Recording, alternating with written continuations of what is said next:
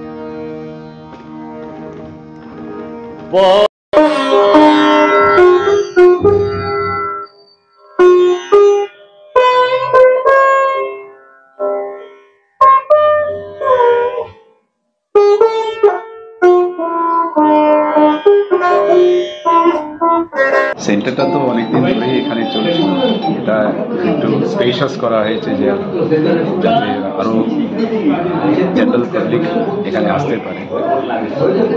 আসল ব্যাপারটা একটাই, এখন মনে হয় যে যেরকম ক্রাইসিস দিয়ে হিউম্যানিটি যাচ্ছে, এটাতে স্পিরিচুয়াল ইনক্লাইনমেন্টটা খুব জরুরি হয়ে গেছে সবার জন্য।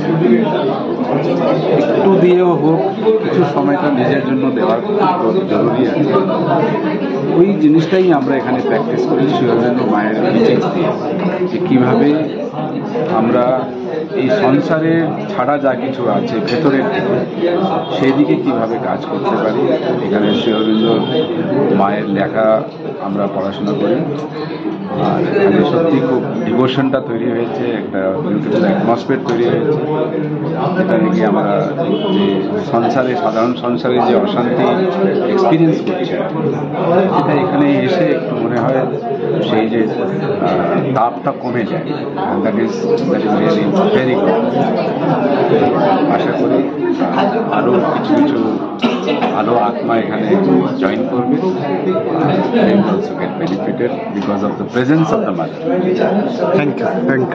আমার নাম চন্দ্রকান্ত মহতা, আমি কোঅর্ডিনেটর ডিভাইন লাইফ ফাউন্ডেশন।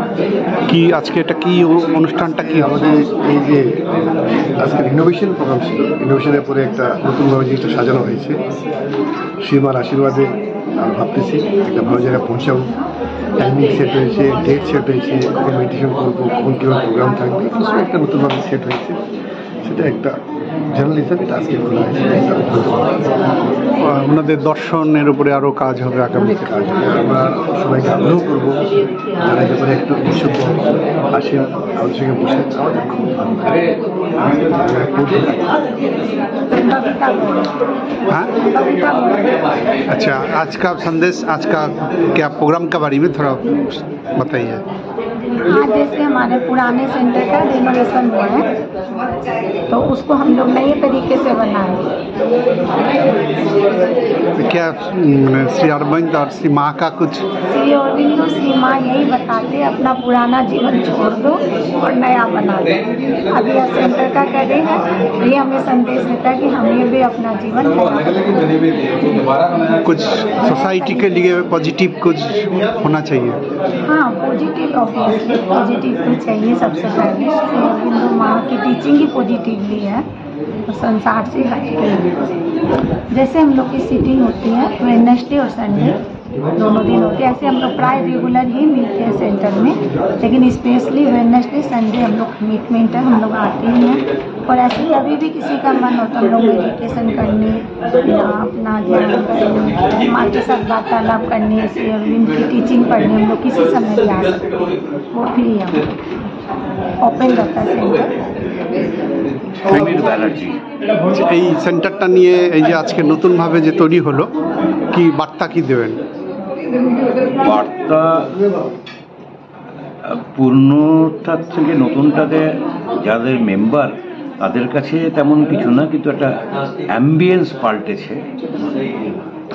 এখানকার লুকটা, ধরুন যেটাকে বলি আমরা মহালক্ষ্মীর প্রকাশ যেখানে হয় ম্যানিফেস্টেশন, সেখানে বলতে পারেন এখানে রূপটাতে মহালক্ষ্মীর প্রকাশ, যে হারমোনাইজ করে অবস্থায় যে জিনিসগুলো রাখা হয়েছে যে জায়গাগুলোতে, যে বিউটিটা ফুটে বেরোচ্ছে, এটা আপনি বলতে পারবেন।